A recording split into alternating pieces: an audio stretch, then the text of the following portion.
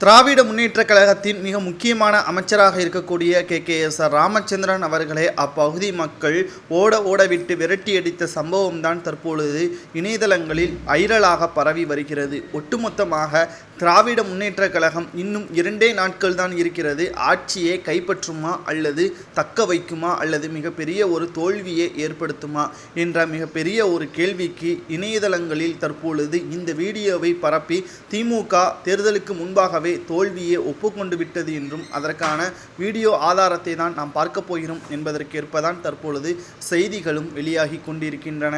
ஒன்றல்ல இரண்டல்ல, ஒட்டுமொத்த திமுகவின் அமைச்சருமே கிட்டத்தட்ட ஊழல் வழக்கிலும் மிகப்பெரிய அளவில் பேசும் பொருளாகத்தான் மாறியிருக்கிறது.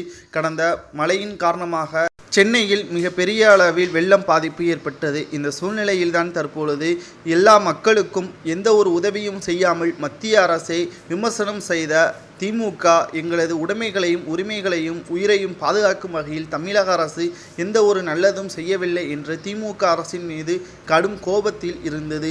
இதனை சரியான நேரத்தில் வெளிப்படுத்த வேண்டும் என்றால் அது தேர்தல் மூலமாகத்தான் வெளிப்படுத்த முடியும். இந்த நிலையில்தான் தமிழகத்தில் மக்களவைத் தேர்தல் இன்னும் 2 நாட்களில் இருக்கக்கூடிய நிலையில் ஒட்டுமொத்த திமுக மற்றும் வேட்பாளர்கள், அமைச்சர்கள், முதல்வர் என அனைவரும் பிரச்சாரத்திற்கு வருகை இருந்த பொழுது தமிழகத்தில் எந்த ஒரு இடத்திலும் திமுகவினருக்கு வரவேற்பு ஒன்றும் அளிக்கப்படவில்லை. காரணம், திமுகவில் இருக்கக்கூடிய ஒட்டுமொத்த நிர்வாகிகளும் அமைச்சர்களும் செய்த தவறுகளை இதன் மூலமாக நாங்கள் வெளிக்காட்டினோம் என்ற செய்திகளும் வெளியாகி கொண்டுதான் இருந்தது.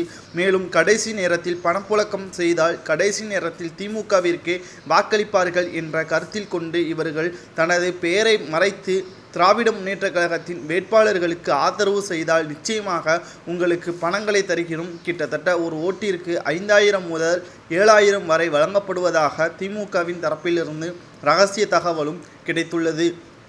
கோவை, திருவள்ளூர், ராமநாதபுரம் மற்றும் கோயம்புத்தூர் போன்ற பகுதிகளில் இவர்கள் பணப்புழக்கத்தை அதிகமாக செய்துள்ளனர். நீலகிரி, கன்னியாகுமரி, தூத்துக்குடி போன்ற தோல்வி அடையக்கூடிய தொகுதிகளிலும் இவர்களது பணப்புழக்கம் அதிக அளவில் தான் இருந்து கொண்டிருந்தது. கடைசி நேரத்தில் தற்பொழுது கே.எஸ்.ஆர். ராமச்சந்திரன் அவர்கள் நேற்று பிரச்சாரம் செய்த பொழுது ஒட்டுமொத்த எதிர்ப்புகளும் அப்பகுதி மக்கள் காட்டியதன் காரணமாக உங்களது பணமும் வேண்டாம், உங்களது அரசியலும் வேண்டாம் என்பதற்கேற்ப அவர்களை விரட்டியடித்த காணொளிகளை தான் நாம் பார்த்திருப்போம்.